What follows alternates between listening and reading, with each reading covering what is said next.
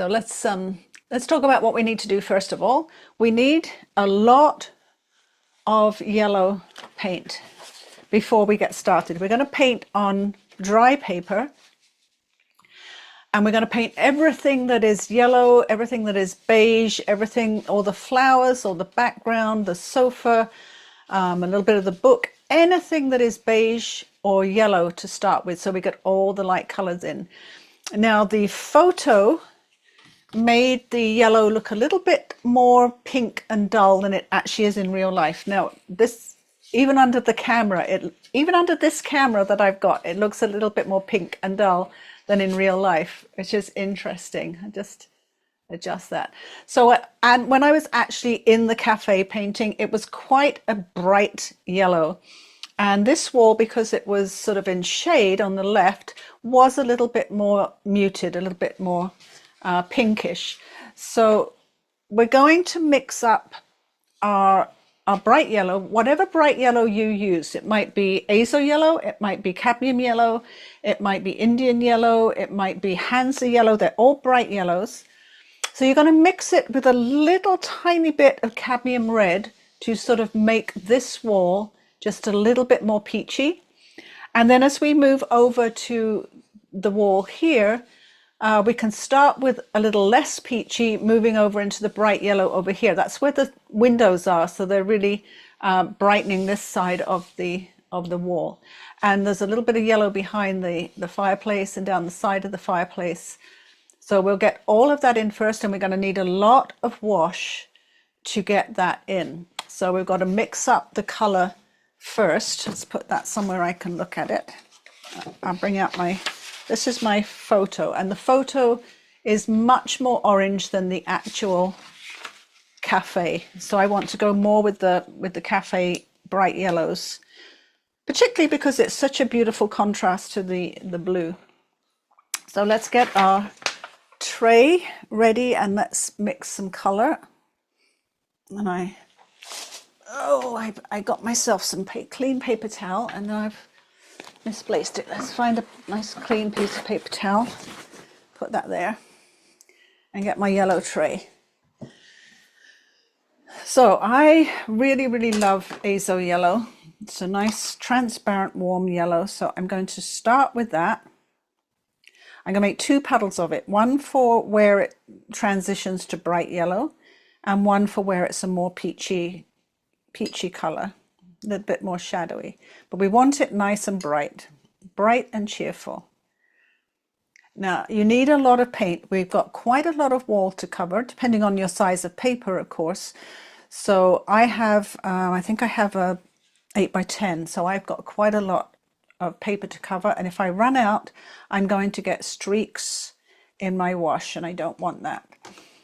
So I'm going to get a tiny bit of cadmium red on the tip of my brush, and I'm just going to peach up this side. I don't want too much. I don't want it really orange. And of course you could use a little bit of transparent orange. You could use a little bit of gamboge. Gamboge is a very warm. I'll get some gamboge on a test sheet. So there's our gamboge. It's a lovely orangey yellow, and let's get my one I mixed up. They should be fairly similar. The one I mixed up is not quite as warm. I'll put a bit more red in it. So you can see that my red and yellow is very similar to the gamboge, or you can use gamboge. Pop a little bit of gamboge in there. And just make sure everything is liquid enough that you're going to get a really good wash on those walls. And a big brush. I'm going to use my number 10, and when I want to get into the smaller spaces, I will use my number 4 in the smaller spaces. I'm just going to find my number 4. 2, 6. I got my number 2, my number 6. Oh well, I'll be using the 6 because I don't know where the 4 has gone. And let's move this over. And I like to start over on the left because I'm right-handed, and that just makes more sense. I'm not going to get my wrist or anything in the paint. Now, big brush so that I can have a lovely wet wash. Dip my brush in the paint often. I'm going to go around. I've put the paintings in there. I'm going to go around them. Dip again because I want nice wet paint. And remember, it's line and wash, so you really can be feeling that kind of just wash it on one layer around the top of the sofa. A nice thing about putting it on dry paper is that it will dry fairly quickly.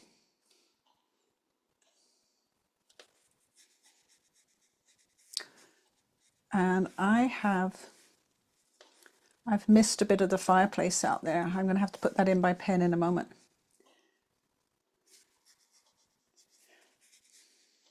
I think there's a bit where the fireplace comes out. Forgive me, I've missed another bit off of here.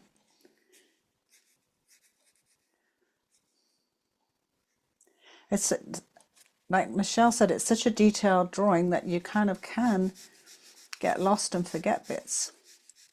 And now there's a lot going on over the ceiling here. I'm not going to fuss about what's going on sort of over the ceiling. I'm just going to pop the yellow in there. I think I'll put it yellow all the way across. It's sort of got some brown and some shadow in the photo, but I'm not going to put that in.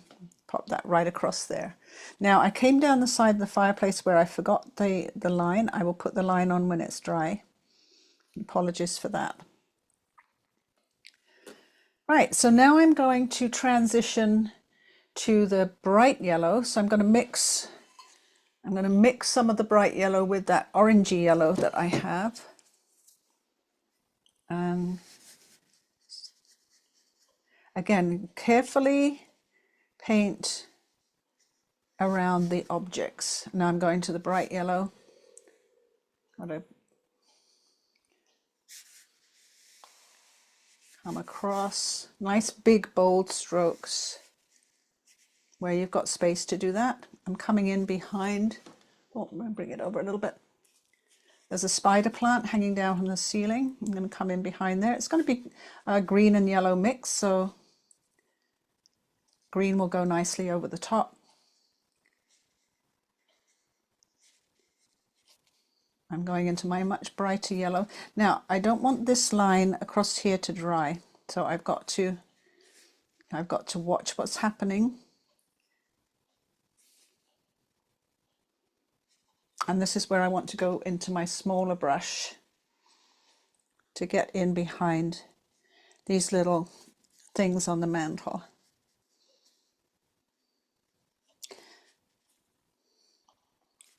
And I know you might not be able to keep up right now, but I can't stop at this point because any drying of the wash is going to streak it. So I don't want any streaks to be happening. I have to work pretty fast and keep an eye on the paint to make sure nothing dries before I can get my brush in there.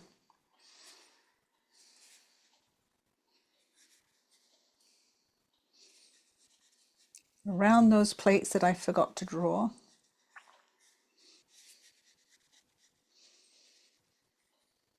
And again, some of the plant will be greenery, so you can sort of go over a bit of that and go green over the top of the yellow. That will be fine.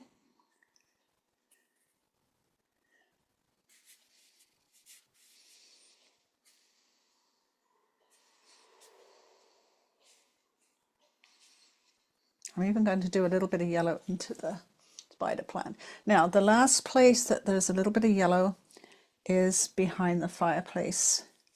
So again, with my small brush, you could even use a number 2 or number 1 brush in here. But my number 6 has a good point. I'm going to put that yellow paint in there. You can't see the yellow on the other side. That's obstructed by the fireplace that comes out from the wall. And let's see the photo. Yeah, you could. It's tricky to see where the wall is behind the trolley. I think it came to about here. And there's also a wall on the, as it goes away into the cafe over this side. There's a little white table with the plant on. Right where my brush is pointing is where it goes into the washroom, so that it goes in here and then out again. And as we get to the parts in the distance, that's where we can be very, very line and washy. We're going to put a little bit here and there. We're going to put a little bit of something else there later. And we're not going to fuss with that. It's all in the distance. It's all sort of not really visible. So we're just going to pop that in. And don't go back and add to damp paint. Don't go back over your brush strokes and add anything. You'll just get terrible, terrible streaks in everything. You want to get it down in one wash. No going back over things, no stopping to mix more paint. You know, just get your wash on there and just let it dry a little bit while we mix the next color. So I'm going to let you do yours. I won't mix the next color yet. You can get your beautiful bright yellows on. And I'll have a little look around for my number 4 brush, which has disappeared. Looking at the photo and my sketch, I think the wall, the fireplace goes back to there, and then the wall is under the trolley there. And then there's a sort of a hearth that was all little tiny tiles, little tiny brown and beige tiles in the hearth, the front here.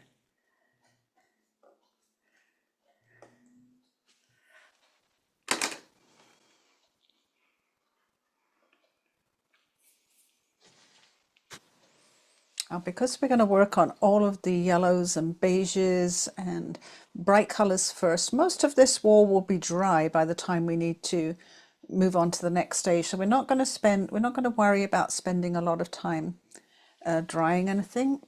It should, as we're working on dry paper, it should dry itself up fairly naturally. And we've got lots of dry areas we can work on.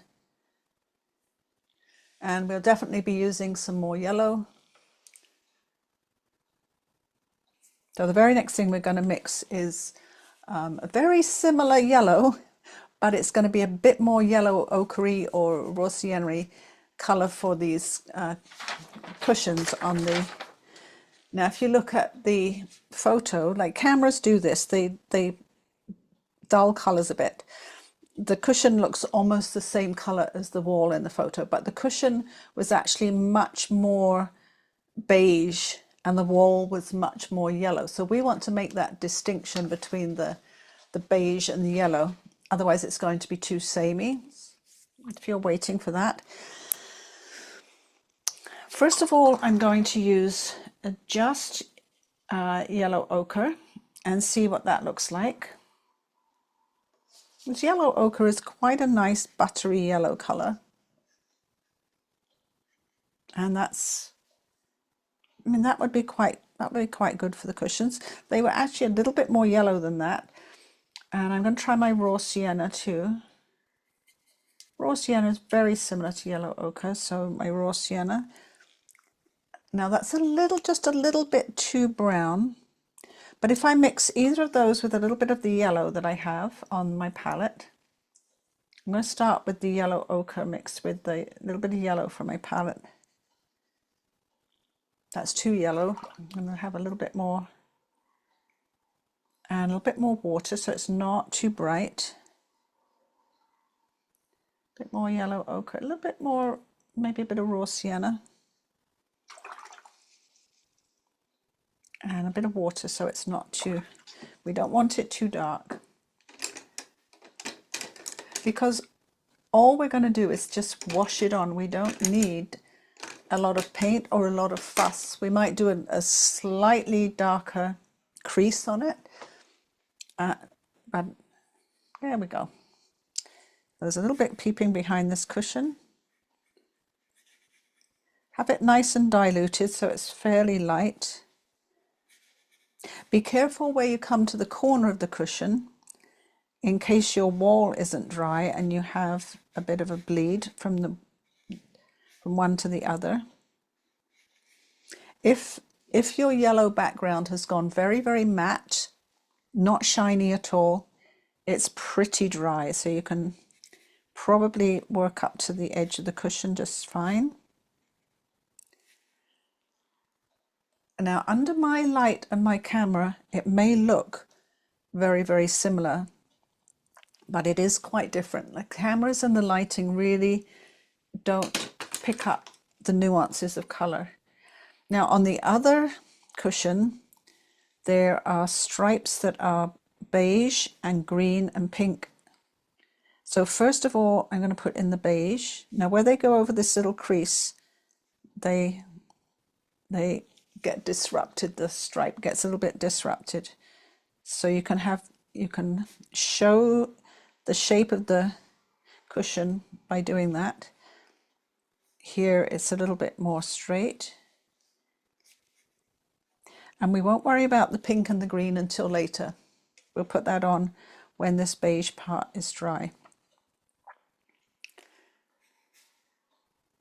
And the cushions can be drying so that we can do the sofa at the back and everything after the cushions are drying. That's why we're doing those now.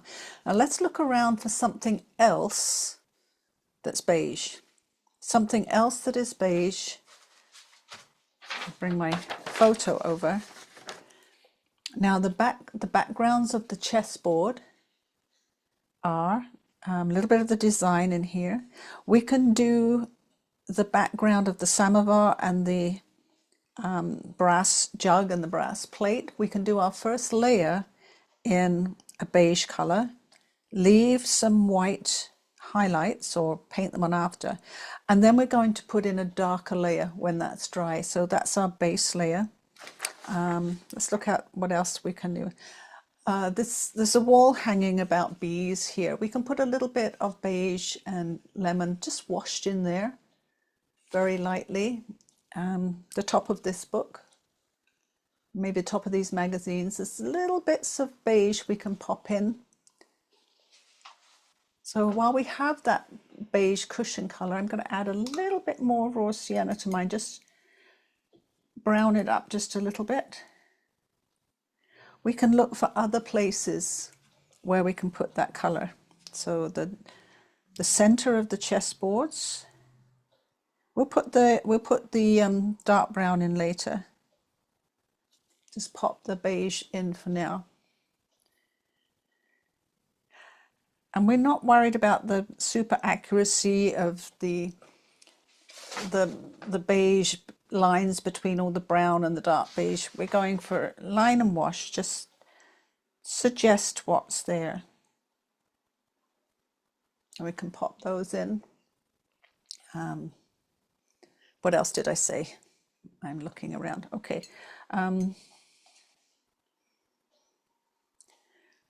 The samovar and the brass jug. Now I want to have some highlight down the center.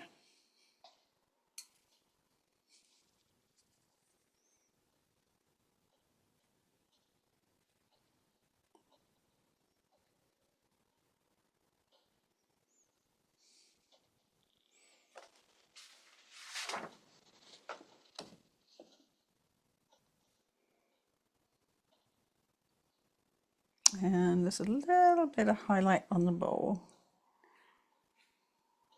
Now we're going to go much, much darker with these, but we're just getting the first layer in.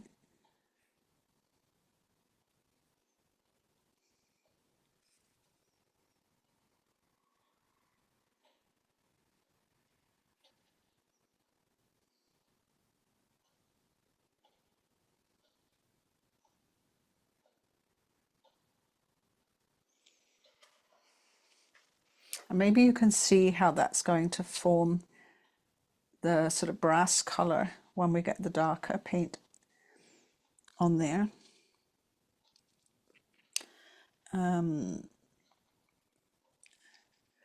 There's a sort of a floral pattern on this chessboard.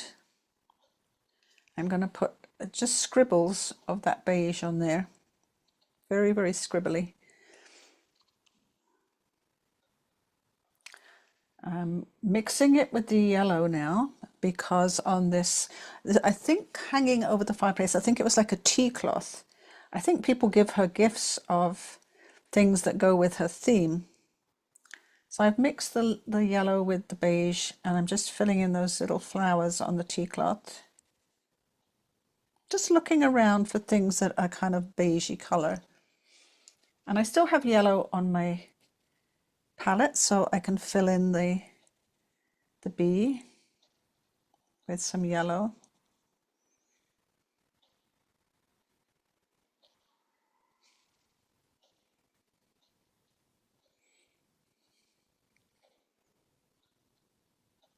Oh, and the magazines and the books on the tea trolley.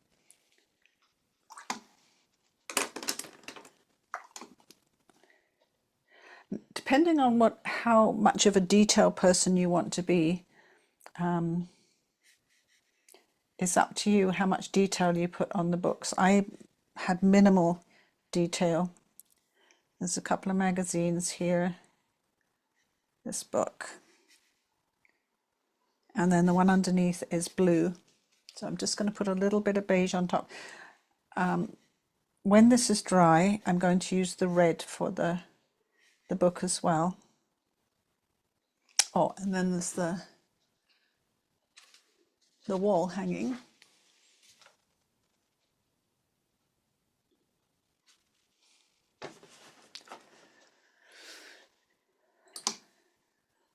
Now again, I'm not going to put much detail on this wall hanging. I'm going to put a little bit of beige. I'll put some dark brown when this is dry. A little bit of beige, a little bit of yellow, very diluted yellow. There was a picture frame next to it that's sort of a beige color.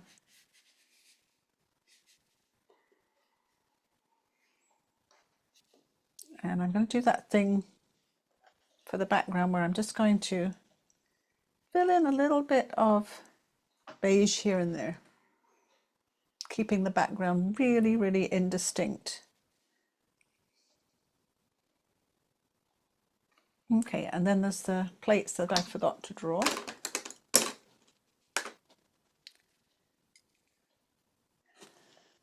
The middle one is sort of grey and silver, but the other two are sort of brass and dark brown. So I'm going to put a layer of, this is raw sienna, I'm just using raw sienna. For these I'll put the dark brown in a while, and I think the circumference of this one was sort of more of a brass colour. I'll put some burnt sienna on that later.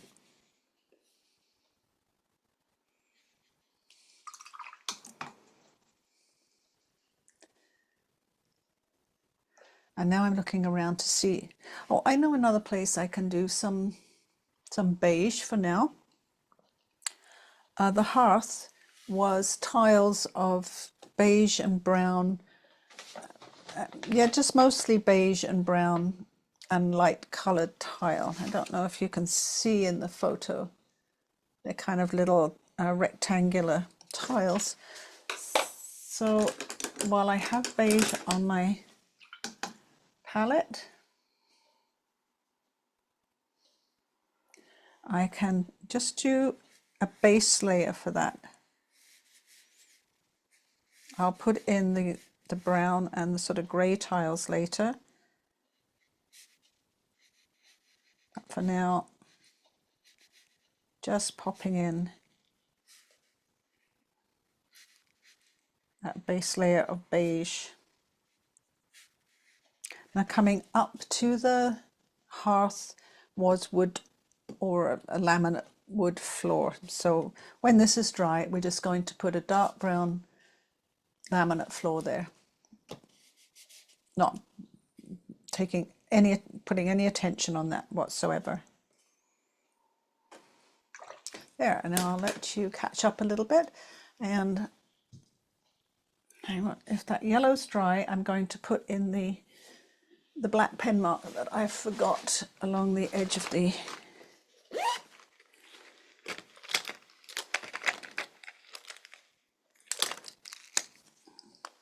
along the edge of the fireplace.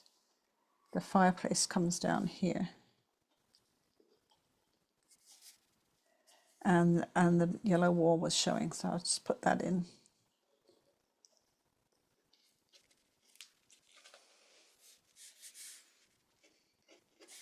I think it was pretty late at night when I did this. I probably wasn't paying attention to what I was doing.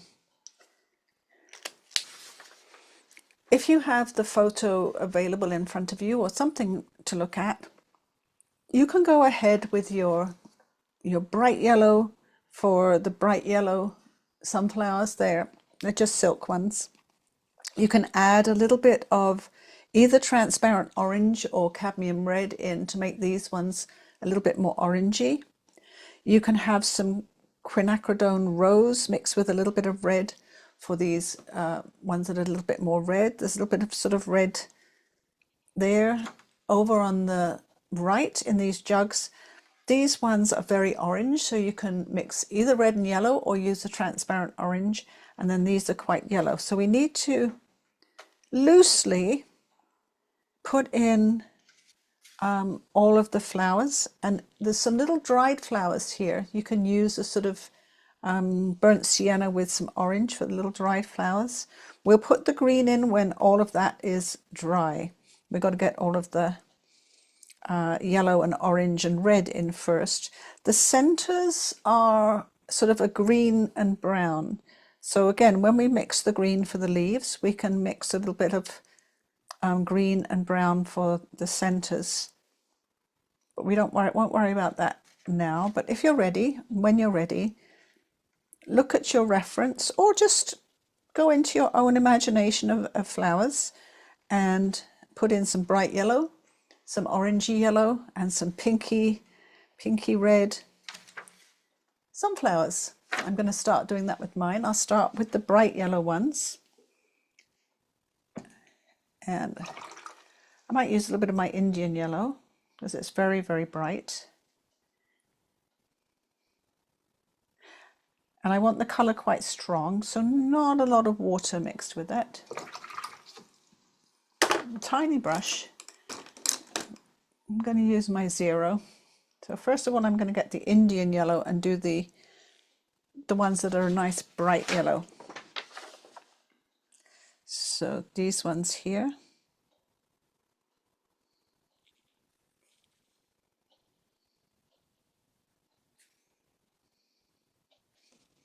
I think mine have bled into my wall there, but that doesn't matter. I'm going to add a tiny bit of transparent orange just for the shadows on this one.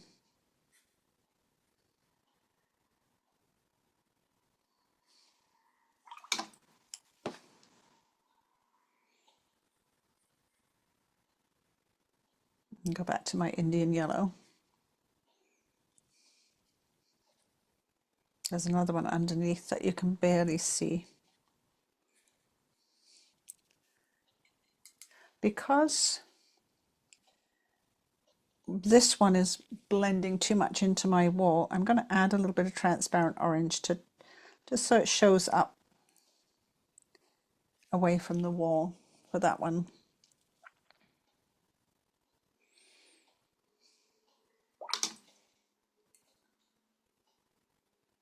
And then let's look over here. So these ones are bright yellow.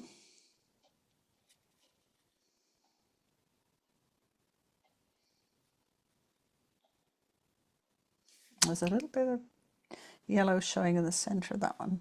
And then we've got the orangey ones. Again, you can use a mix of red and yellow or transparent orange. I added a little bit of transparent orange to my yellow. These ones.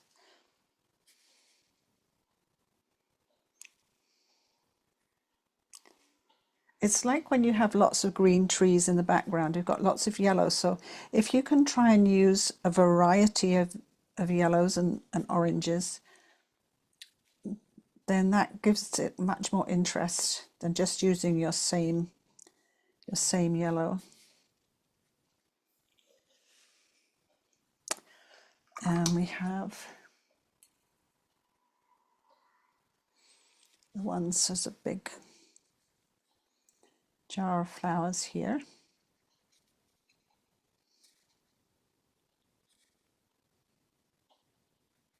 And again, remember it's line and wash. I'm not fussing with the shapes of these.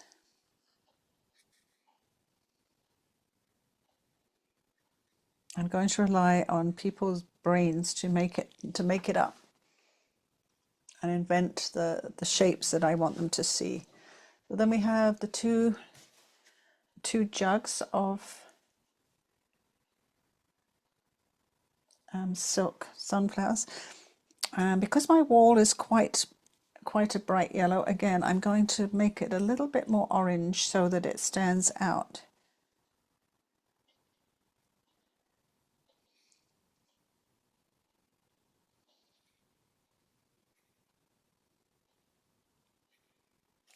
And the next one next to it, even more orange. I just added a little bit of cadmium red to it.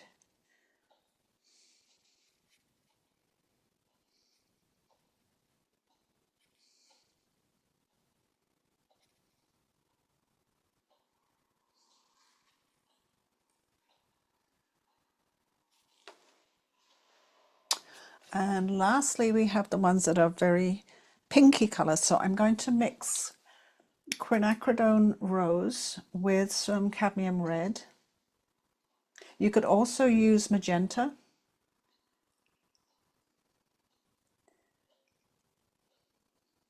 Either like Quinacridone Magenta or any Magenta or Rose.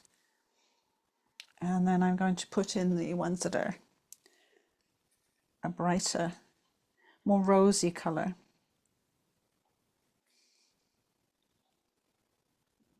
These ones back here.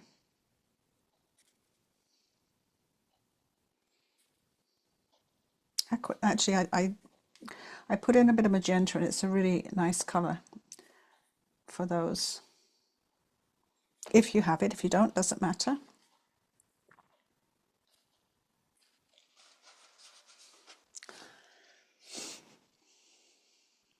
And if I mix a little bit of burnt sienna with that red, that rosy magenta red, I'm just going to put in these little sort of dry flowers. I'm going to dot. So burnt sienna mixed with those. Stop and ask me if you get lost.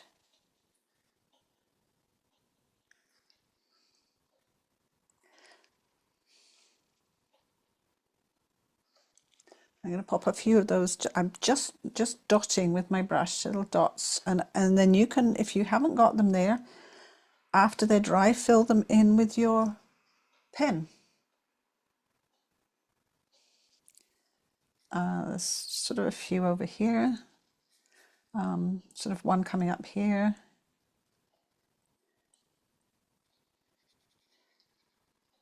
There's some dry grasses as well. I'm going to add them in this, a little bit of sort of magenta brown colour, just so that again I have them standing out more. And I'm going to look at the ones in the jug here. I'm going to add even more burnt sienna. There's sort of a beautiful sort of cattail type one here, and some dried ones here.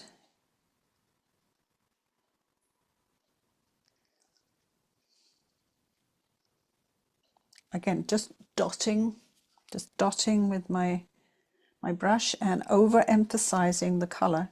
so that it contrasts nicely with the yellow wall. Oh, and while I have that magenta brown color, add a little bit more magenta to it, a little bit more rose. The binding of this book here is that color, which ties it in really nicely with the flowers.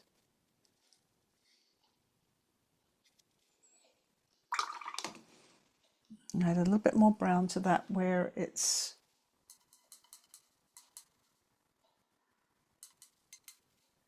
like where the top of the book is not quite so bright, so I added just a little bit of brown, a little bit of burnt umber brown to that, just so the top isn't quite as bright as the rest of it.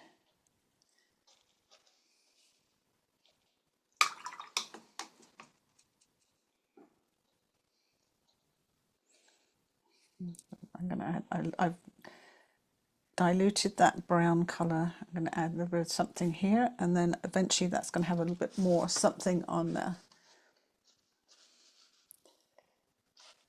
A tiny little bit of magenta on this magazine here. Let's pop that in.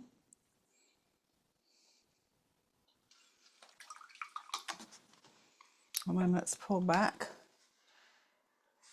and see what we've got. We've got lots of yellow, lots of beige, lots of orange, and pinky magenta colors. All of our bright, warm colors. And while I have that little bit of pink, I'm going to dilute it with my zero brush. I'm going to add a few more little pink flowers to this chessboard, just twirling my brush around. The cushion pillow, whatever you like to call it, has a little bit of pink and a little bit of green on the stripes. So taking a tiny bit of that diluted color on my little zero brush, and down the edge of those stripes I'm just adding a little bit of pink.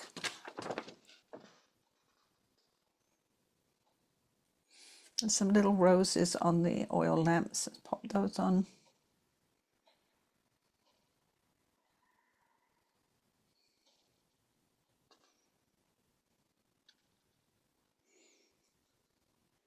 So I'm going to mix up the sofa color because it's just a little bit.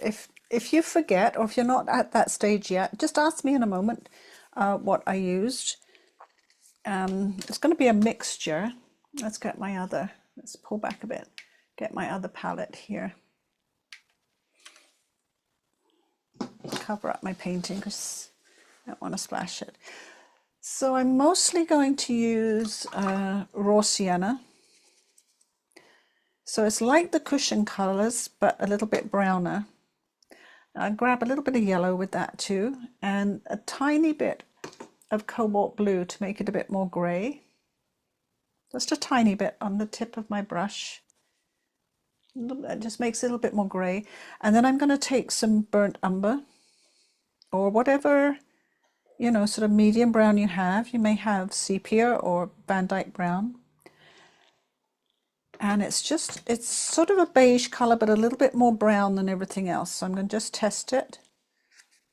And that looks fine. You can add a little bit more shadow after the first layer is dry. I'm going to add a little touch more cobalt. I just tip the tip of my brush in. There we go. It's kind of like a dirty beige color.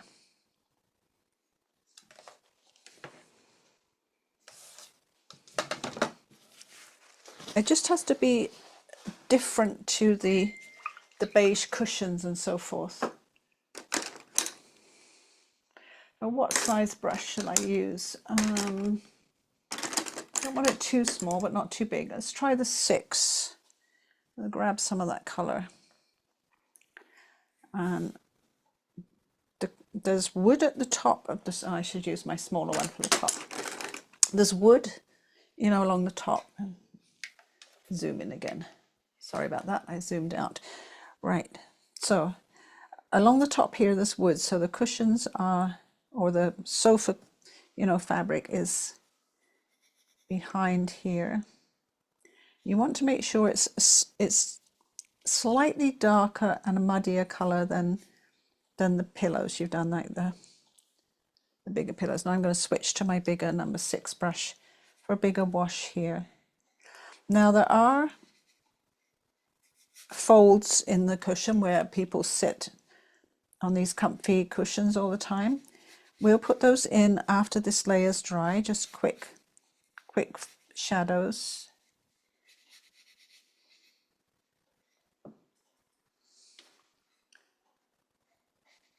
And it's quite a low sofa, it's just the front here.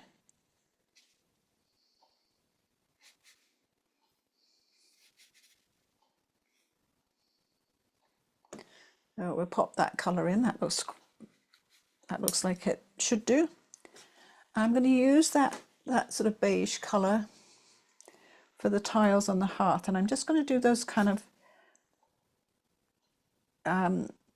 rectangular shapes. They're very shiny, small, rectangular tiles.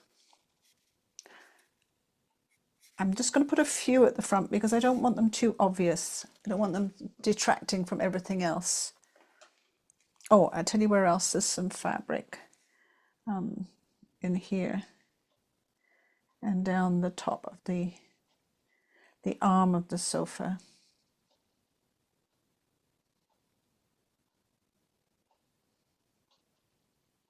Nearly forgot that bit. Just in there, and again we'll put a little bit of shadow in there when this is dry, so that just fill that bit in with your dark beige color.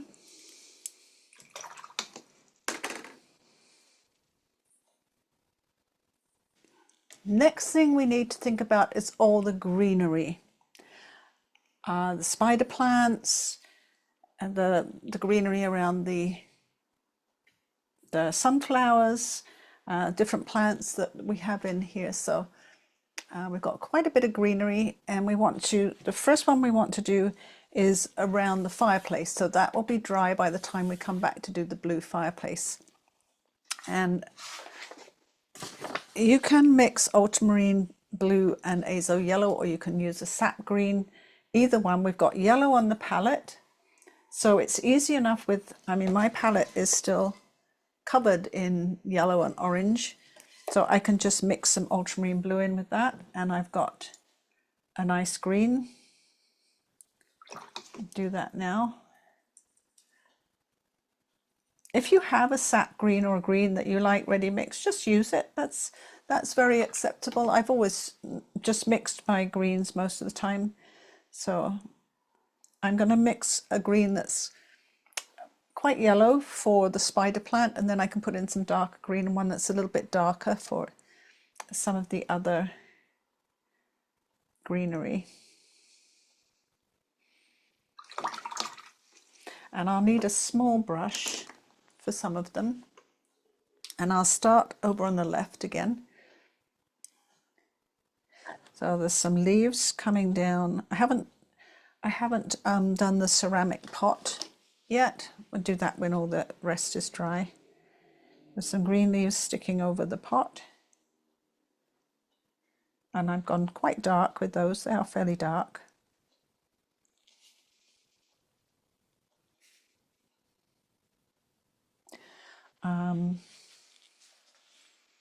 Although there's not many green leaves sticking up from there, I'm going to invent a few.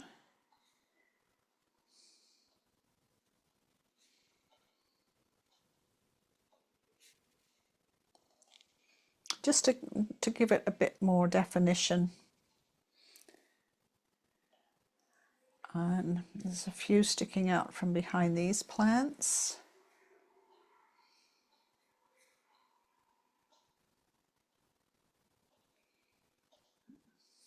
Couple sort of hang over the fireplace. I'm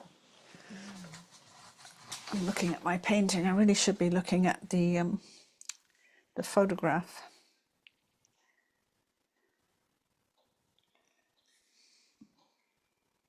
There's not a lot. Now, like I said, the centers of them are brown and green, but it helps if you put the green in first, and then we can go around that with brown when that green is dry. They have to be quite dark, but there is a little bit of green showing in the center of these. I'll pop that in and then I'll come back with some dark brown. When we mix the dark brown, I can come back with that. These ones, oh, I've got some leaves here. And a few, again, sticking up, even though most of the ones sticking up are more sort of light beige. Just want a bit more contrast with the flowers. Sorry, I've got my photo in the way there. And we have these ones over here. Same thing, I'm just going to do a little bit more greenery sticking up. Very, very subtle, not too much.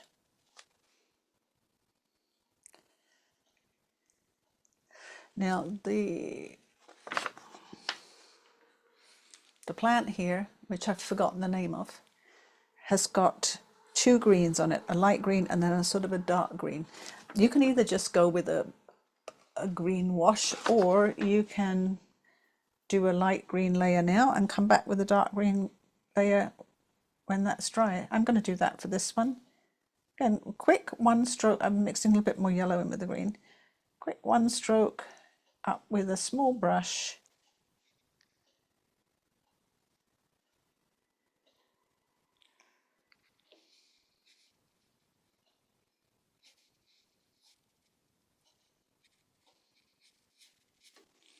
And I'll come back with the dark green details later. Now the spider plant that's hanging from the ceiling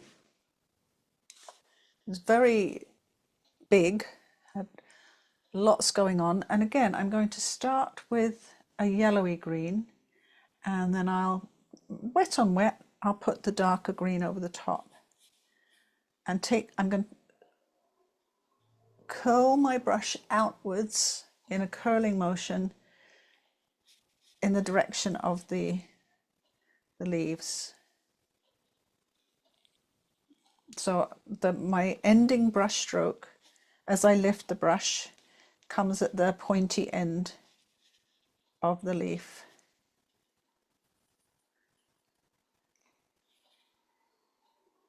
There was some little baby, was another spider plant up on the shelf in a brown pot. You may not even be able to see it, but it was up there, and there was some baby spiders hanging off of that.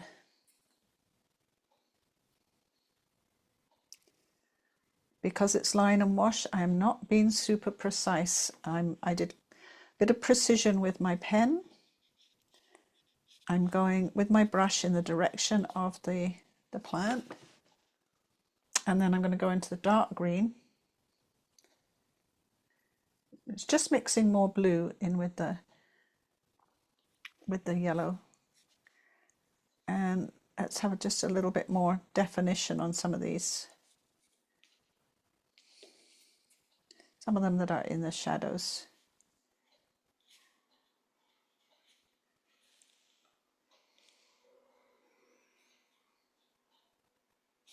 Don't go over all of them, otherwise they'll all end up dark green. You're just putting a few, because they're quite light, a few in the shadows.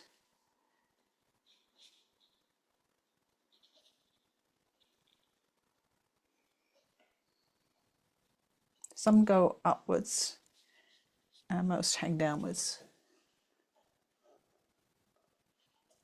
Just going to come back one click, because there is another, I think there's two plants in this bowl here.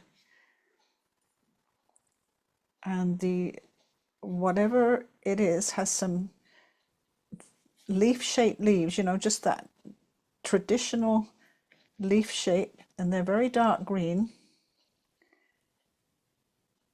and then it has lots of sort of fronds or leaves like a spider plant. Now I don't know if it's all part of the same plant. I'm not very good at plants. I don't know a lot about them. I have a few plants in the house, but don't have one like this. So, and this is sort of a much darker green, so I'm using the green that has more blue in it. And again, flicking my brush upwards from the base and then outwards with a flick, and as I get to the end of the leaf I lift my brush up so that you have a very thin, and I'm putting those leaves in, going in different directions like they do in the photo. There's another plant beyond it, I'm not even going to worry about that. And then I'm going back to the one here, which is almost dry, and I'm going to put some darker ones in the background, and let's add a little bit more water to that. And then these ones have sort of a stripy pattern going up them.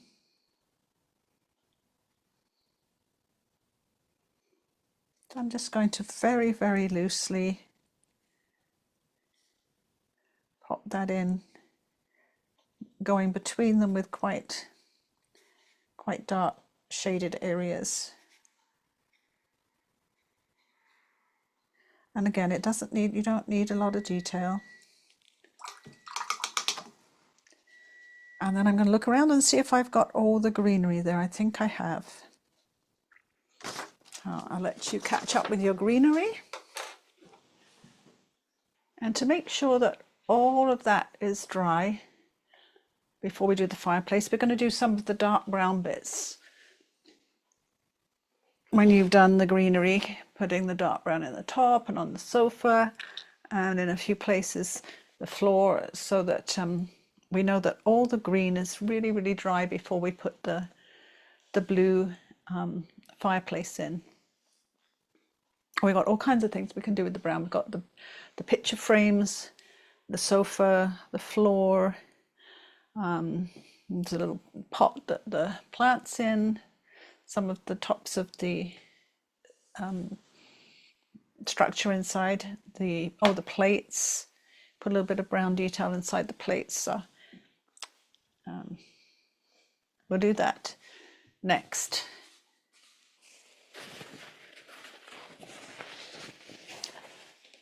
So I'm going to mix up a dark brown. You can use anything you like. You can use sepia, you can use my favorite, which is burnt sienna and ultramarine blue. Let's get the, like, you want it nice and rich.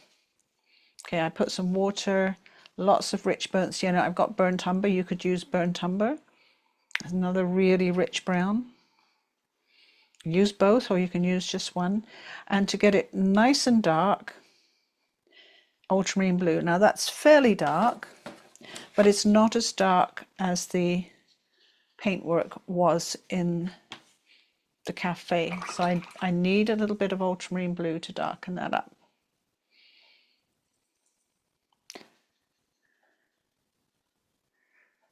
I don't want it black. Want it a rich dark brown. That's maybe a little bit too blue. I'm going to add a little bit more burnt sienna, or you can use burnt umber. There, it's good. It is.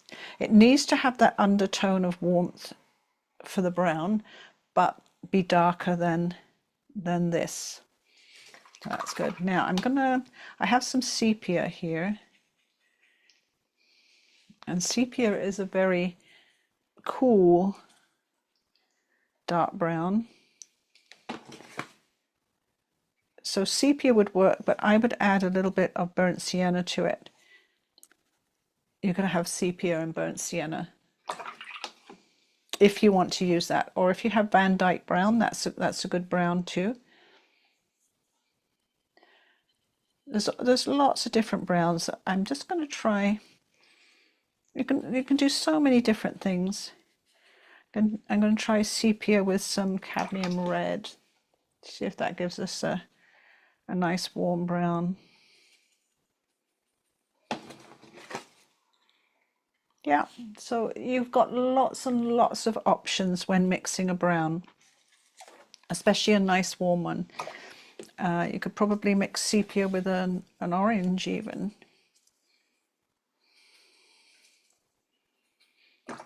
I used to use sepia most of the time for my dark brown. It's a little, the orange makes it a little bit watery. Yeah, it's a little bit watery. I prefer it with the red or the burnt sienna or one of those colors. I have a quinacridone, I think it's a quinacridone burnt orange. Gorgeous, gorgeous color. So quinacridone burnt orange is kind of like burnt sienna mixed with orange. So if I mix that with some sepia, again, I get a really, really beautiful color. So you don't have to be restricted to what I've written down.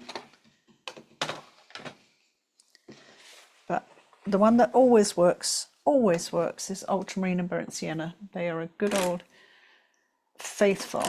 Right, so I'm going to use my number 4 and my number 6 brush. And maybe even my 0. I use my 0 for the little parts. So let's get some nice dark brown. And I've got to be very, very careful now. And I can, if I want to, I can turn my painting around because it might make it easier to paint this nice straight border that they have going along the top of this fireplace divider. So I have to be really, really careful. I want it to be pretty straight. I've got to dip back in my brown because if I don't dip back in my paint, it will run out. It won't be strong enough on my brush. If there's one thing I see beginners do or not do, is they don't dip in the paint often enough. They keep painting until the brush runs out of paint and runs out of water. And that means as you're painting, the paint gets drier and drier and drier, and it changes consistency and it changes color. And you have to keep dipping in to get the right consistency and color of paint. So I've got that one on there. Turn it around the right way again. It's just easier sometimes if you turn your painting. Now there are a couple of other places where the wall goes down into a little alcove here where you go to the bathroom. They have a top to the wall and it sort of goes away from you in this direction where it goes towards where they make the coffee. I'm going to look at my photo. Oh, I haven't included, oh, it goes across here somewhere. Don't even worry about it too much. There's picture frames, stuff going on over here that you don't need to really fuss with. Just make sure you get that bit across the top there. And now I want my little tiny brush for the picture frames. I'll be very careful I don't put my arm in anything that's wet.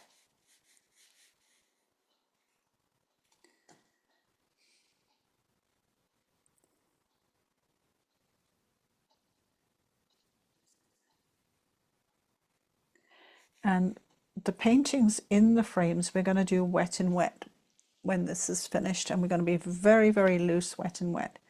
This was a lovely show my friend Marg had. Beautiful paintings of hers. She had lots. Really lovely. And the Bee's Knees has always featured local artists and artwork. It's, well, a lot of our cafes do, but the Bee's Knees is really good for that.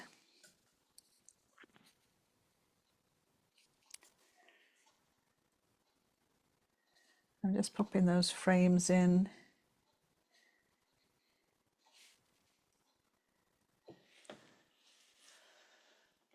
And you'll see how once you start to get little bits of dark in, how the painting starts to come alive. Now the sofa is wood. I'm putting those bits in.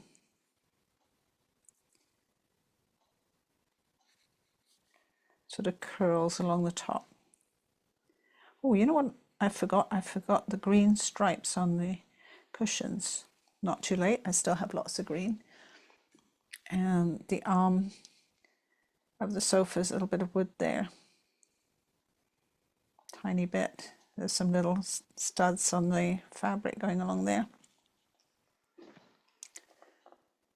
Oh, and while we have this brown, and I suspect that your green is drying up, we can put with a very small brush,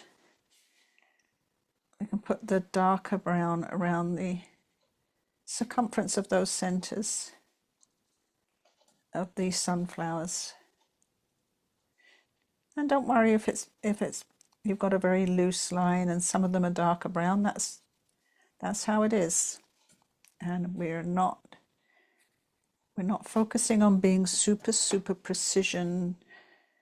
precise rather with our brush strokes. We're going for that washy look.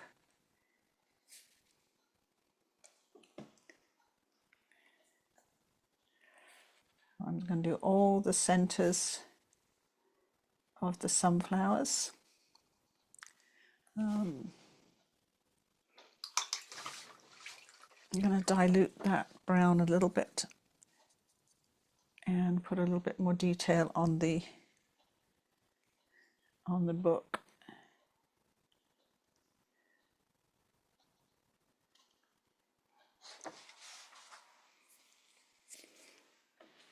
And remember, I forgot the green stripes on the cushions. Get my zero brush, tiny bit of green. It's not super necessary. If you just want beige stripes, that is absolutely fine. I'm popping a little bit of green, I had a little bit of the pink, a little bit of the beige, and we'll put the blue in when that's all dry.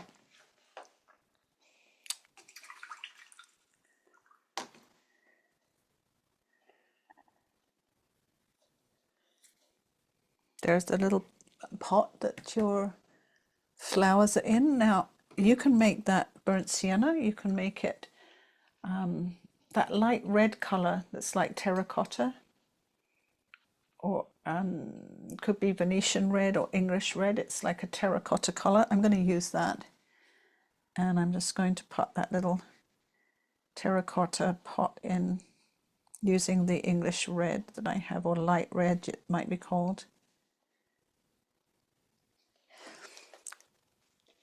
I'm also, no, the other pot was sort of brown. This pot was sort of grey, and I don't want to add too much colour to everything. I will use just I'll use the brown for the other pot, and have a little bit of highlight on it where the window's shining through.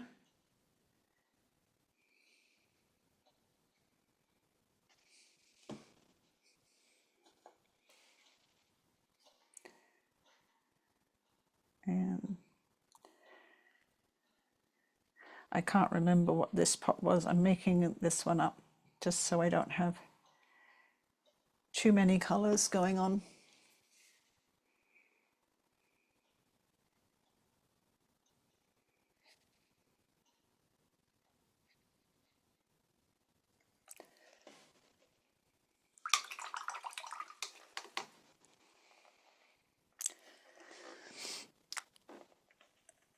Now the other part that has some brown is the insides of the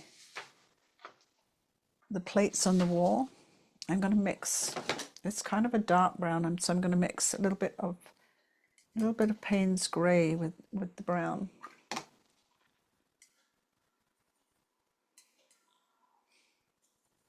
Make it darker, or you can use a little bit of sepia with it to make it darker.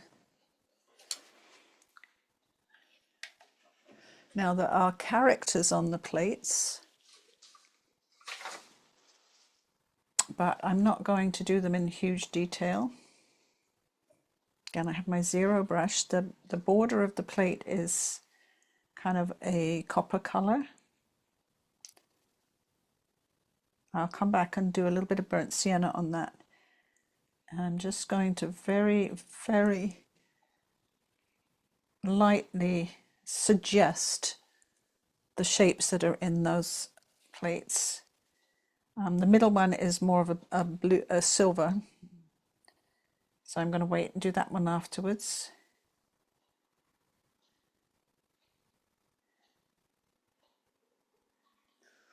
So you can see I haven't focused on doing much detail. Just a mere suggestion of the shape that's there. I did draw in a suggestion with my pen to help me. Oh, I've just seen another place that's got dark brown, and that's the wall hanging. It's sort of like a quilted wall hanging, and it is quite dark. Oh, let's have a look at that too, while I have the dark brown, and I want to make sure I get it all in the right place. Now with my small, and it is a little bit yellow coming across here, so I'll put that in when the dark brown's dry. So the base of it is dark brown, and it has some little tassels on. And pop those in. And the border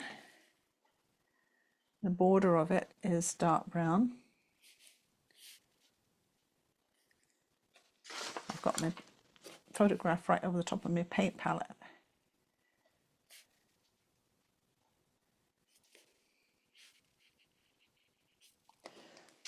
And we've got to see where the other parts go. Inside the border is a little bit of another very much thinner little dark brown line, a little bit dark brown going across here. There are some little shapes that come across, and another dark brown bit here. And I need to put a little bit of light yellow in when this is finished. Thin line down here, and there's some little designs. I'm just going to do a few little dots on it just to suggest the designs.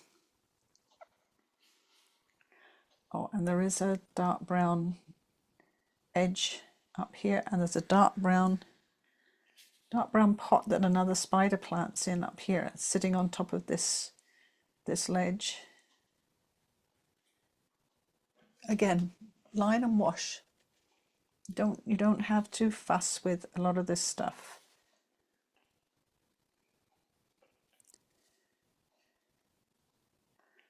Put that pot up there. The picture frame here, there's a couple more picture frames there. And this pot that I did just now, I'm going to put dark brown on one side and on the inside, because the other one's dry already. So I can add a little bit of shadow to the one side of that.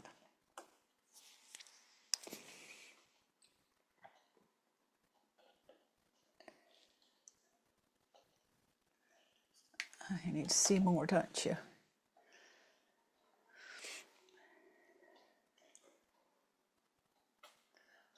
Now, before we move on to the fireplace, I'm just going to do a little bit more detail to a couple of the things.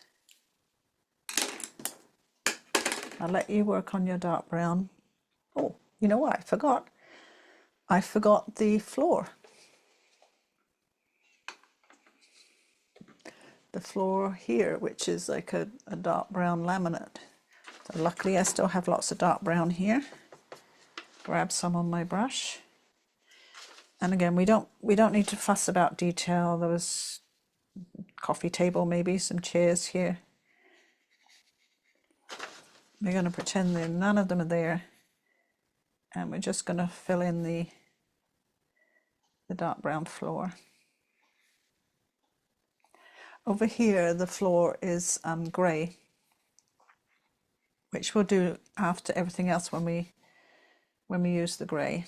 And while I've got the dark brown, I'm going to put the rest of those tiles in on the hearth. Those little rectangular tiles. And again, at the front of the hearth, I'm not going to do too much. What I will do is take a little bit of very watered down dark brown and just add a little bit of a wash over them. I don't want to come down to the floor because it's wet. Just a slightly brown wash. I'll put a bit more in when the floor's dry.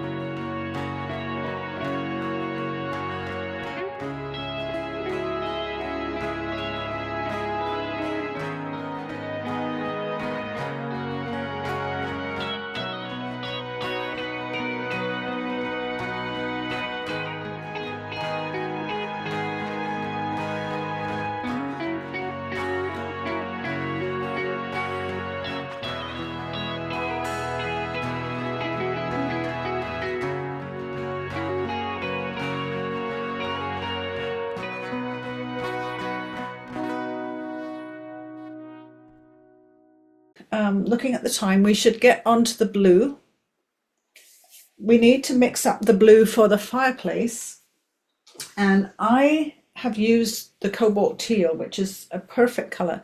But if you don't have the Cobalt Teal, we'll see if we can make something work for that colour. So let me get my tray here. So Cobalt Teal is this colour. It's very, very beautiful colour. This is my Cobalt Teal, and I needed to mix it with a little bit of phthalo blue just to blue it up a little bit, and then test it to see how it's looking. Now for the fireplace, we need quite a strong blue. So if you don't have Cobalt Teal, so let's think about what you could do. You could try, I've got some cerulean blue. I'll mix it next to it so you can see. So cerulean blue, I have to make sure I face my computer now, I don't have my microphone on, is a little darker than the Cobalt Teal. So I'm going to mix it with a little bit of phthalo blue because it's getting quite intense. So now I'm going to try it with a little bit of yellow to try and turquoise it up a bit. And maybe a little bit more phthalo blue. And it's a little bit stronger than the Cobalt Teal mix. So I might need to play with it a little bit, maybe a little bit more Cerulean Blue. It's a very, very cool blue. So that's quite nice. So now that's Cerulean Blue base, a little bit of phthalo blue, and then a little bit of bright yellow, a nice bright yellow, and you'll get quite a nice color. Now I also have a turquoise blue, which is very, very strong. I'll put it here. And that too is a rather lovely color. I think they use it when mixing the Cobalt Teal.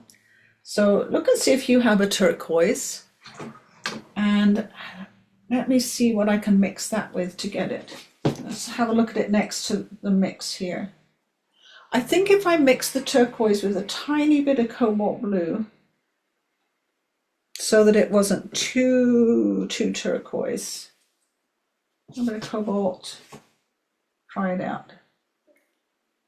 Yeah, that's quite nice. A little bit of water and maybe even a touch of yellow with that too. There, yeah, a touch of yellow with tiny touch of yellow, a bit of water, and that's lovely. So what you want is a beautiful, bright, turquoisey blue, very cool. You don't want those kind of warm blues, like, for instance, I'll put a warm blue beside it. Sorry, my ultramarine has been mixing greens, so it's got a bit green. So that's an ultramarine, very warm blue. And let's get a cobalt warm blue. They're too warm for the fireplace. So mix something up that's a nice, cool, turquoisey color. And I have a range now here. I could mix those all together and a little bit more cobalt teal, and I will still have a very usable color. So let me know if you want me to go over those again, those mixes, and make sure you've got enough. You want to cover that whole fireplace before you run out of this blue. You don't want to run out halfway through and have to try and mix it again. So you want a good amount, you want it nice and liquid. And if you want a suggestion for a lovely color to add to your palette, Cobalt Teal is delightful. This is my Cobalt Teal here. And of course, remember your primary colors are red, yellow, and blue.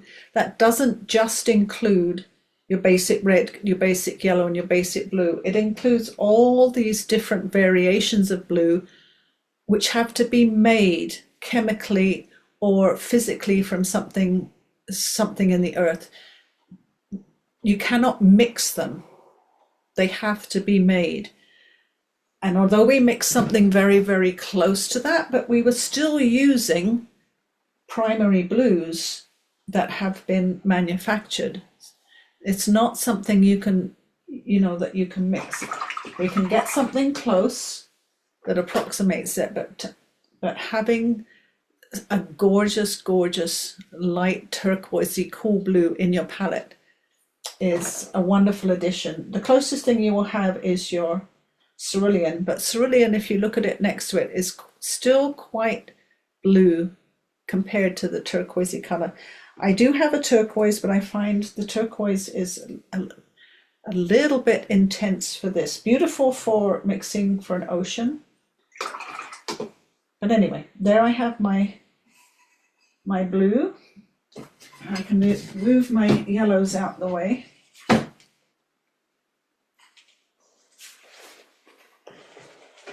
And I want to get my fireplace in now in one go, which means, remember, dip it. Oops, my brush is now full of brown and orange. Dip in your paint frequently. Don't try and paint with half a paintbrush full of paint.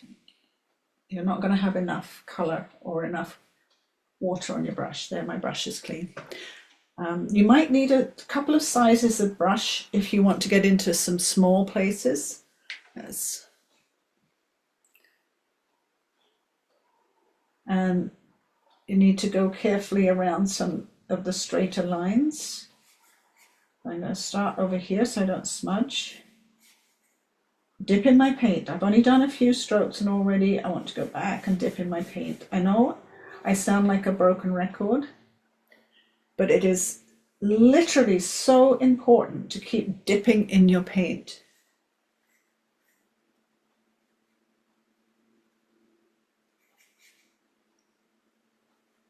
First of all, I'm going to go across this straight piece across the top.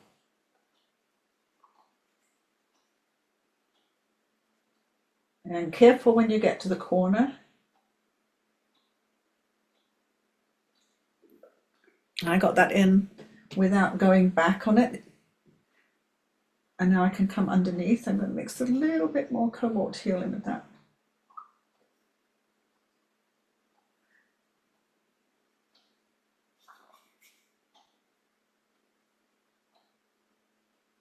You want to make sure your color is nice and strong. Don't make it too weak and wishy-washy, because you need the strength of color as a contrast to your yellow, and it will dry lighter, don't forget. I'm going to come down over that part. Try and always end on a straight line if you can, so that you don't get a dry line happening anywhere. Now, of course, when you come down behind these plants, you're going to have to be a little bit careful.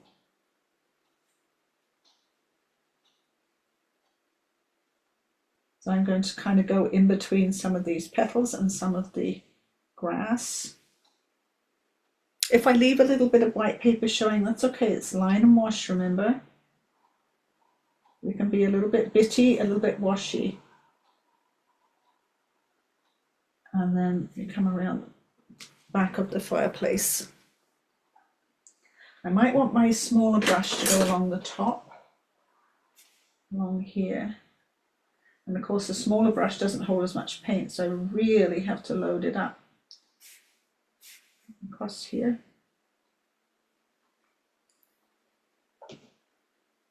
Load up the brush again.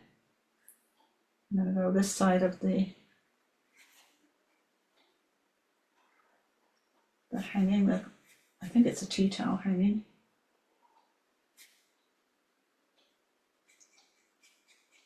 And I have my bigger brush now. I've got my number 8 brush, so I can really get a good wash going. Dipping again.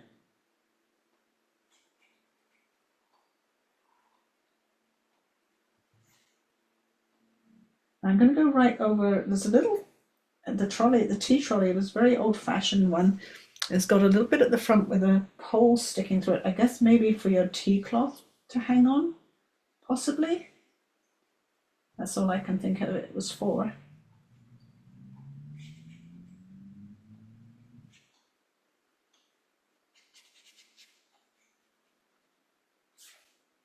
Now, my grandmother always used her tea trolley. And the fireplace came under the trolley here. Right, I've got all that blue on. And remember, do not go back over it.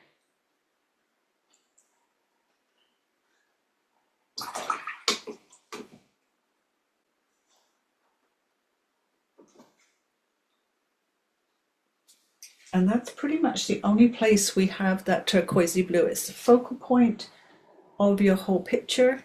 We're going to mix that blue with cobalt and other blues for some of the other things like the cushion, the pillow, the vases, the chessboard and so forth. Oh, you know what I did forget on the chessboard was the dark brown, but that's inconsequential, that's fine. Every other square on the chessboard is dark brown. I can put that in now. Let's while I'm going to turn it upside down so that I don't smudge my blue. And I'm going to take my really, really tiny brush, my little 0, and I'm going to fill in the brown chess squares. I still have some brown over here.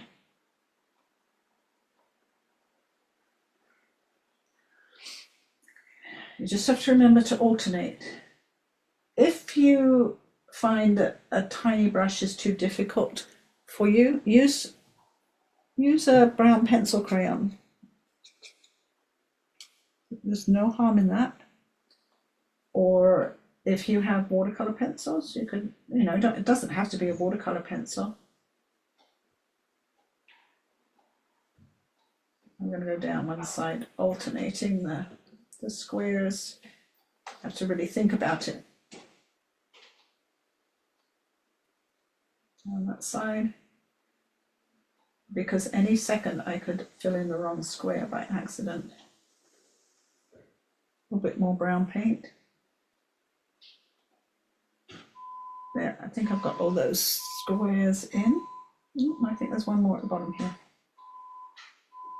And then let's do the other chessboard.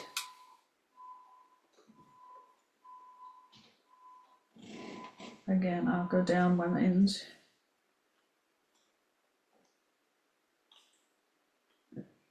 See, I had to think about it. I almost did the wrong one. On this side.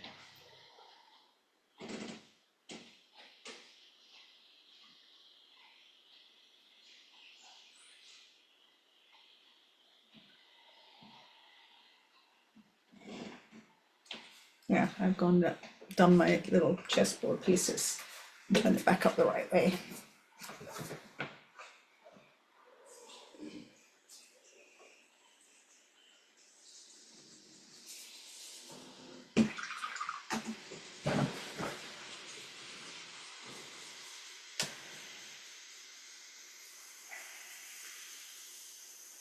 Now the other cushion, I'm going ahead a little bit faster now because we're running close to time.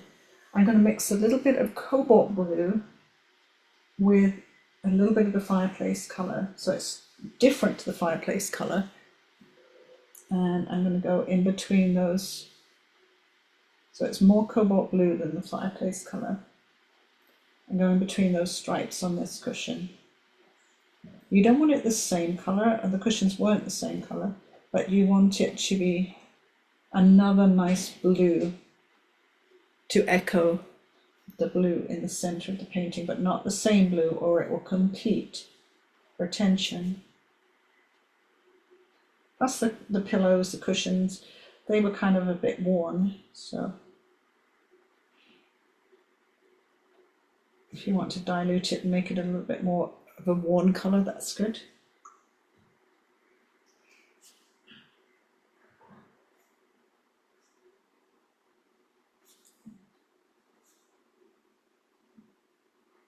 It's again the complementary, or those sort of complementary colors coming up against each other, which really makes this sing.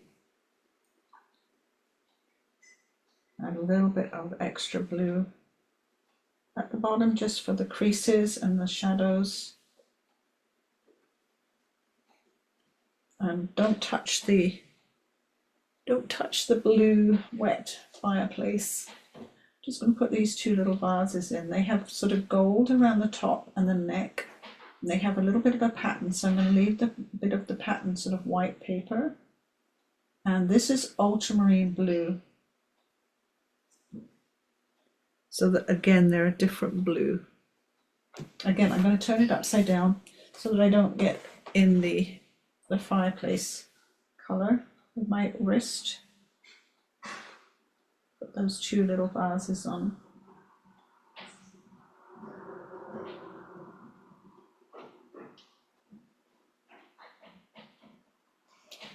Get it back up the right way. And that was just pure ultramarine blue.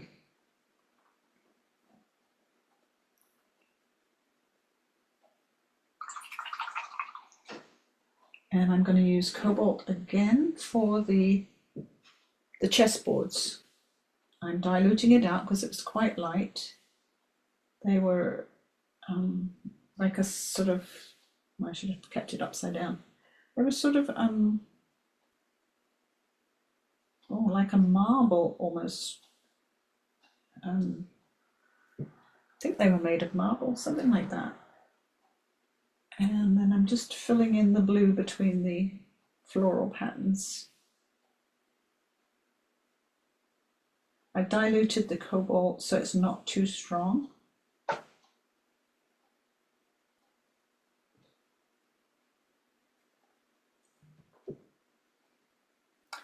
And the other chessboard was mainly blue and brown. They were slightly different. Put the brown on after.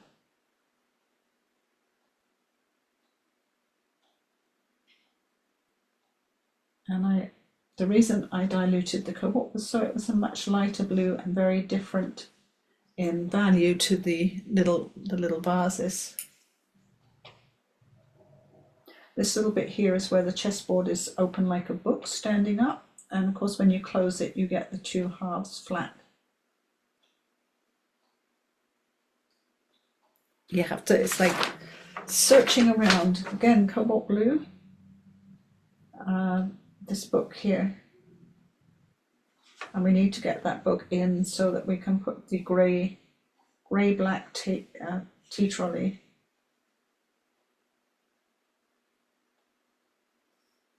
So this book, and I'm going to go with Ultramarine as well, a little darker on the top.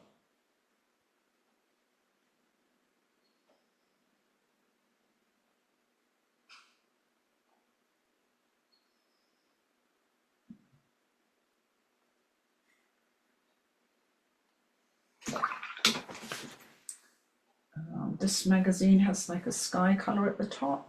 Just putting a little bit of that in.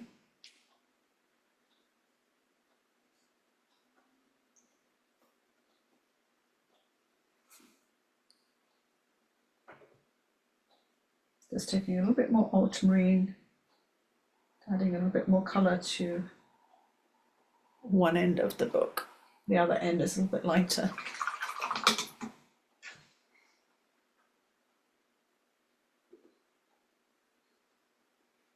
And then we'll be ready for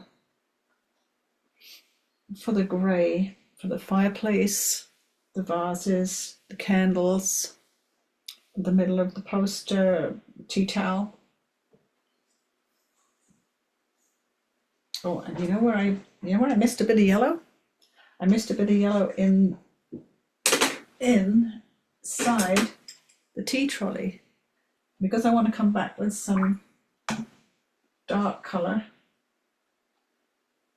I've got to put that in now before I come back with the dark colour.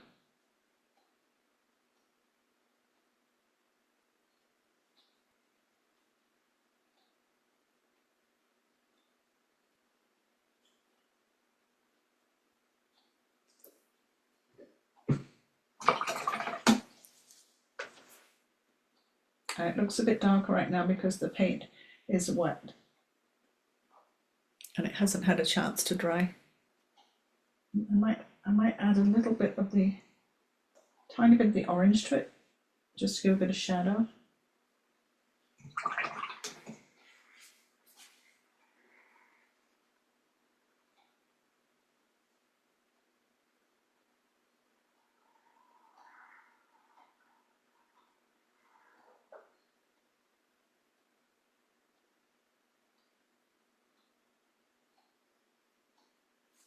And then I'm going to mix up some Payne's Grey for the fireplace.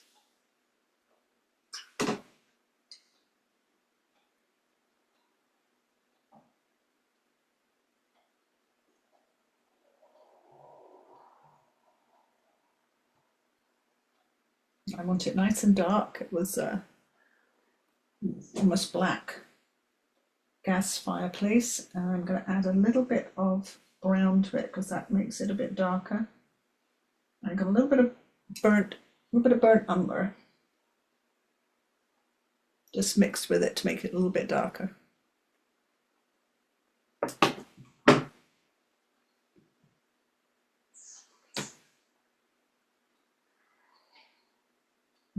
This brush might be a little bit too big, but let's have a go with it anyway.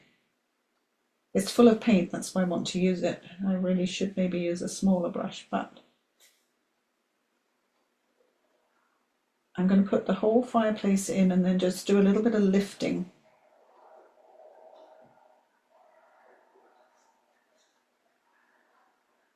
Don't forget to go around carefully around the sunflowers.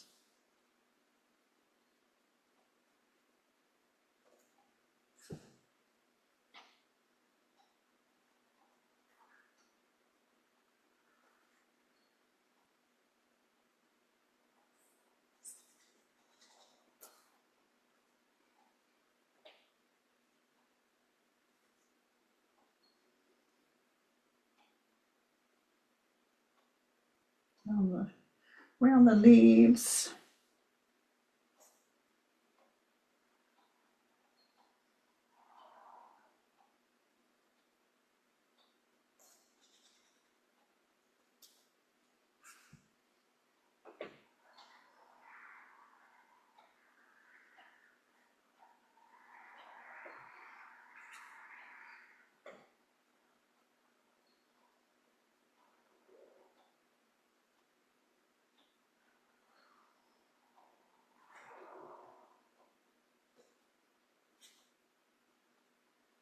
So I know that looks a little bit sort of blocked in and bland, but we got that in, and then I'm going to lift a little bit of paint like that, clean, dried off thirsty brush. And you could see a little bit of sort of, you couldn't see very much detail, but of course there were the logs here. And then there was a little bit of lighter, just lifting off a little bit of paint.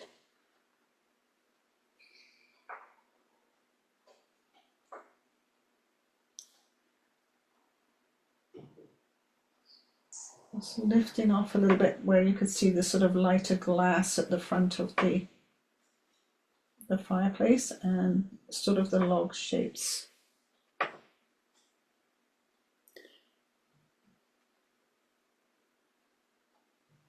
And also when this layer is dry, if you wanted to come in with a little bit more dark, you could, if you wanted to add a little bit more dark shade to it. But you can't see much. I could always use a little bit of the turquoise to sort of do that reflective glass look. But you don't need much. If you look at the photo, you can't see much detail. It's very, but you don't want it, don't want it too like blocky bland.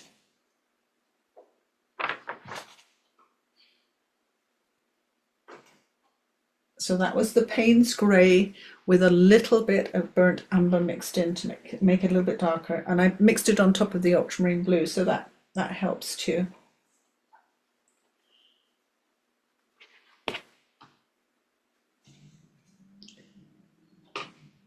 And we can use the Payne's grey mixed with a little bit of cobalt to make the lighter greys that we need for a few bits and pieces.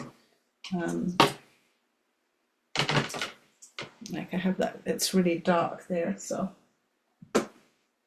let's take over here, let's take a little bit of cobalt and then grab some of that Payne's grey that I mixed in the fireplace and mix it with that cobalt and a bit more water, maybe a little bit more Payne's grey, a bit more water. So that's going to make it much, much lighter. So that's going to be a good colour.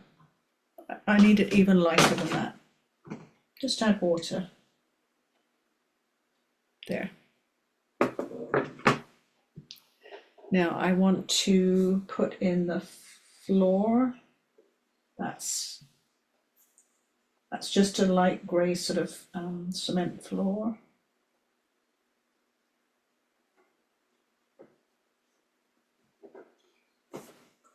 And I've mixed quite a lot of water with that cobalt blue and Payne's grey. Big brush.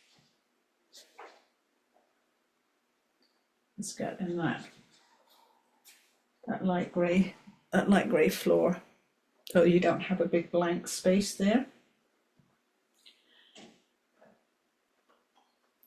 And we can use that light grey colour for the candlesticks. Little tiny brush though. And I'm talking about these couple of candlesticks here.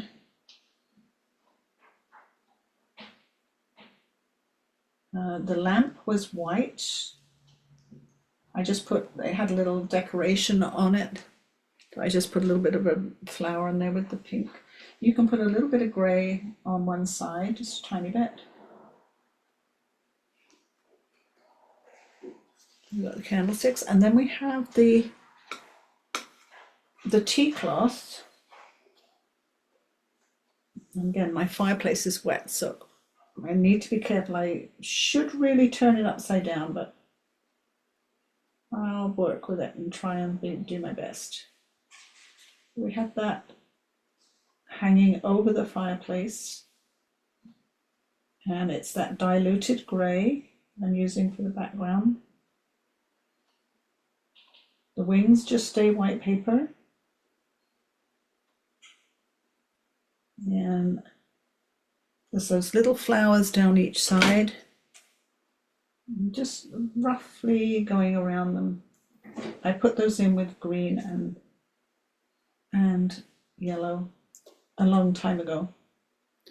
We got that little bit of grey, the background of the tea cloth. If it's not dark enough, just grab a little bit more of your dark grey and fill it in a little bit. Oh, and the other place we want sort of a grey vase is here. And it's a nice contrast to the brown floor and the beige fireplace, so I'm putting in that there. And on one side, I'm just dabbing in a little bit more dark grey on one side, so I've got a bit of shadow on that.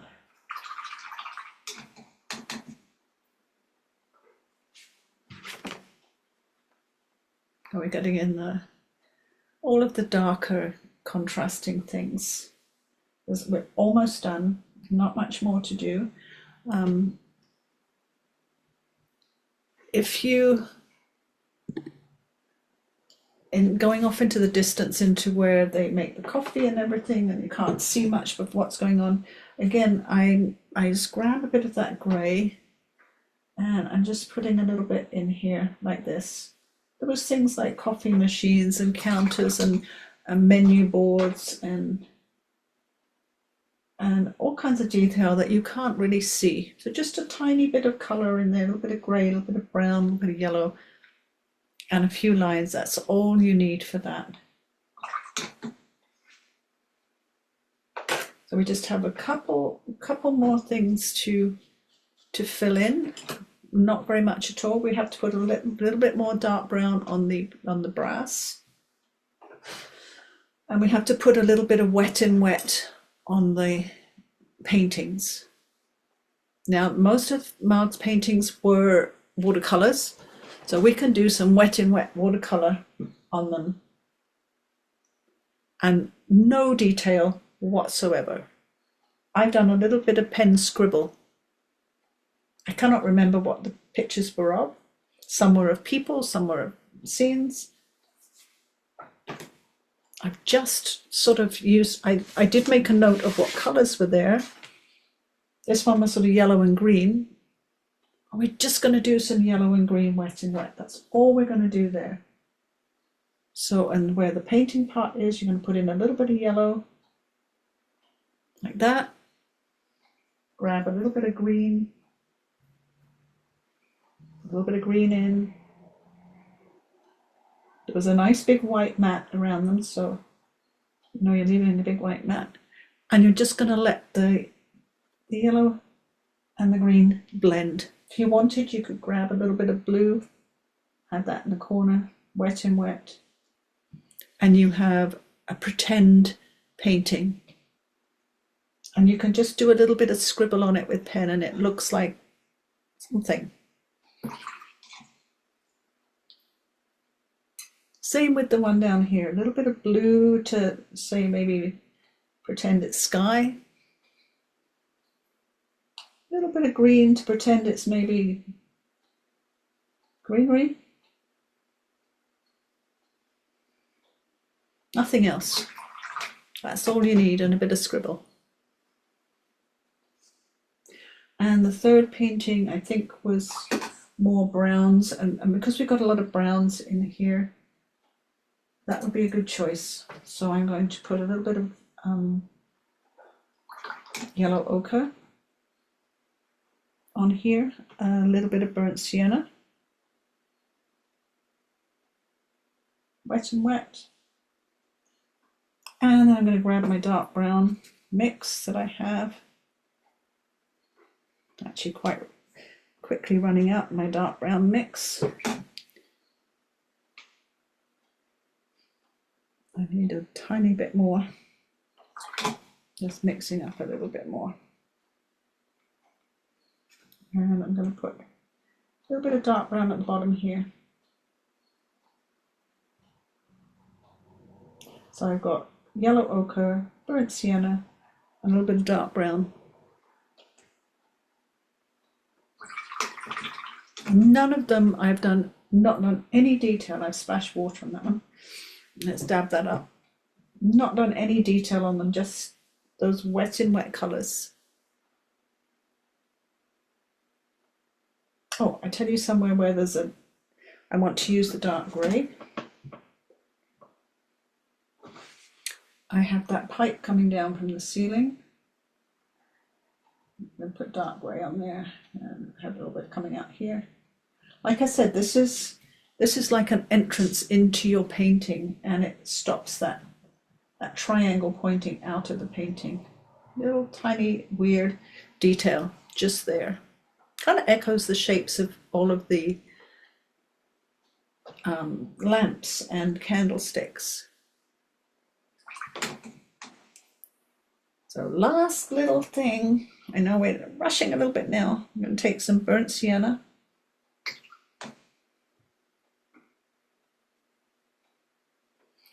And I just want to put a little bit more colour on this here. So I still want to leave the white highlight. And I can always paint the white highlight on afterwards if I lose it.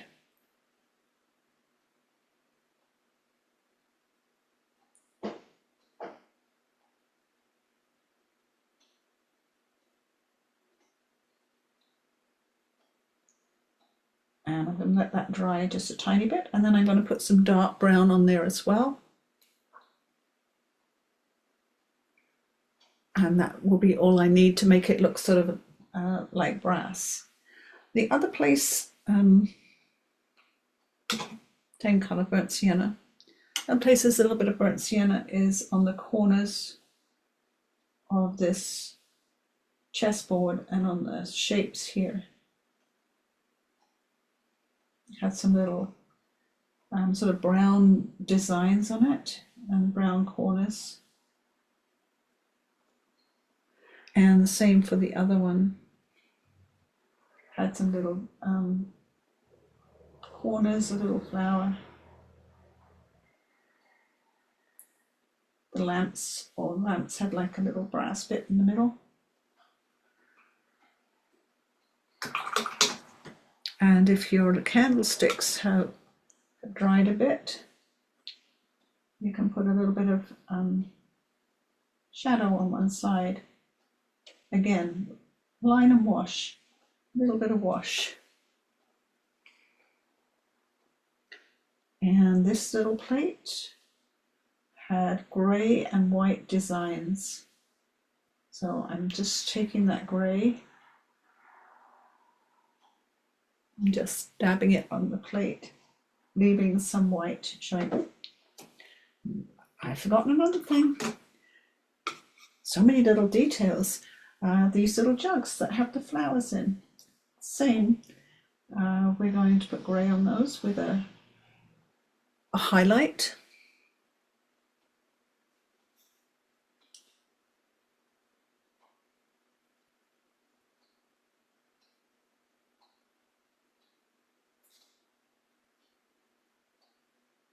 And when they are dry, I can put a little bit more shadow And of course the very last thing is going to be the black lacquered tea trolley. So we're going to use the same deep Payne's grey that we used for the fireplace, which is the Payne's grey mixed with a dark brown.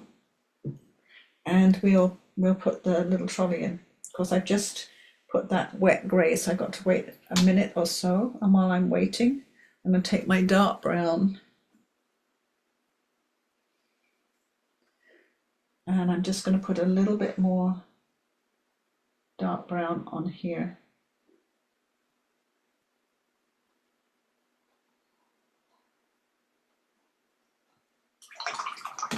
Take a wet brush.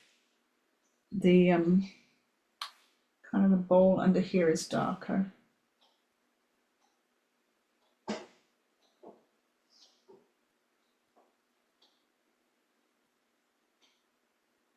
And if I've lost some highlight, I can put it in with white paint when I'm done. Pop those in.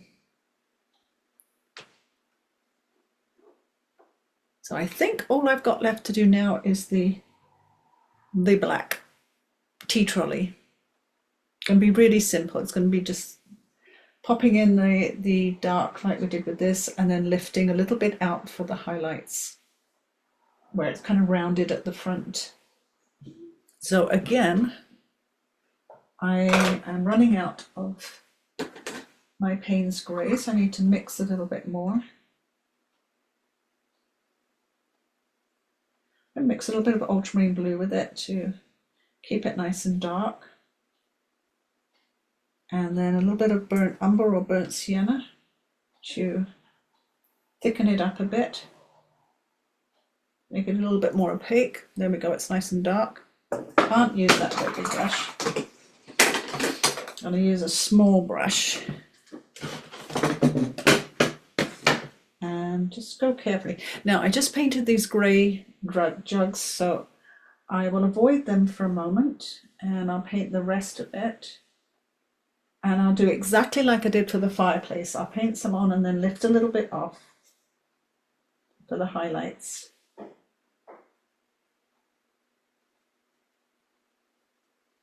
Dip in the paint.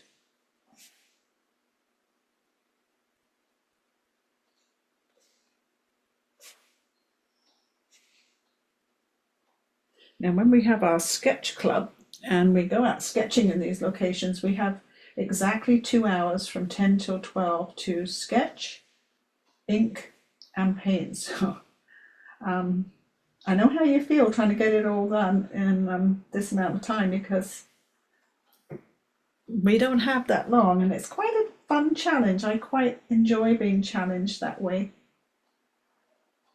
having to get it done in a set amount of time.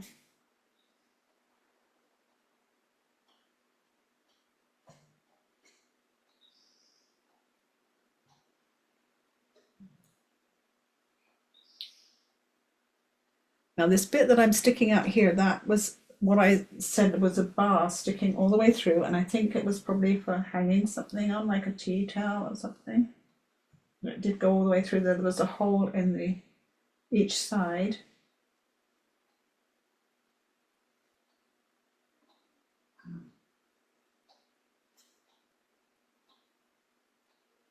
Kind of came around and had a hole in it here for the bar to go through.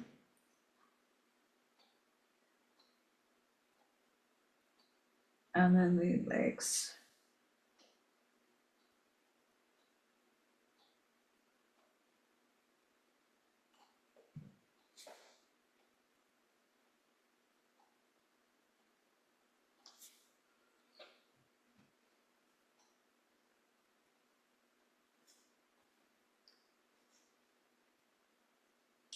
And then before I do the bit by the jugs, I'm just going to lift a little bit of paint off that edge, a little bit of paint off the front edge, top, that edge there. Just lifting a little bit just to give a highlight, and then I will do the back behind these two.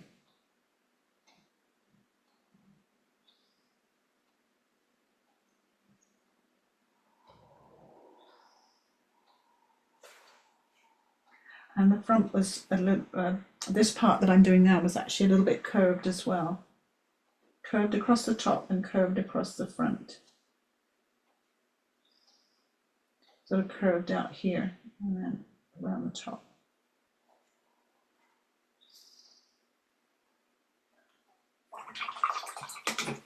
Again, I will just lift a little bit from the top and a little bit from the front edge.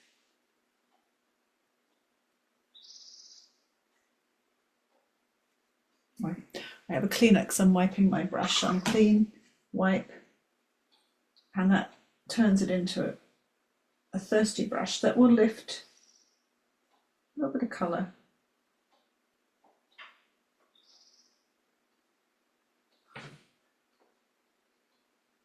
And then if you want a little bit more depth to anywhere in the fireplace, you can always do a second layer if you wanted to add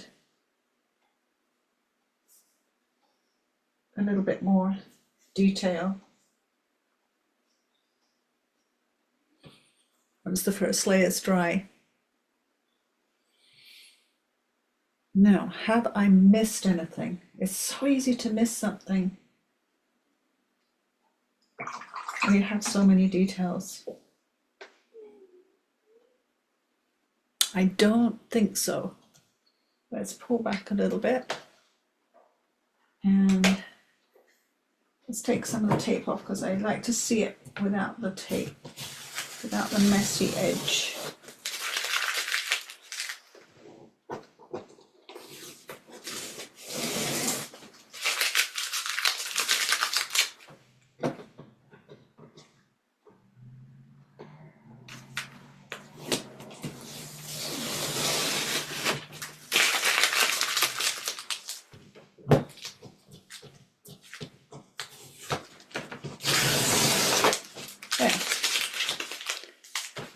Looks clean, clean edges.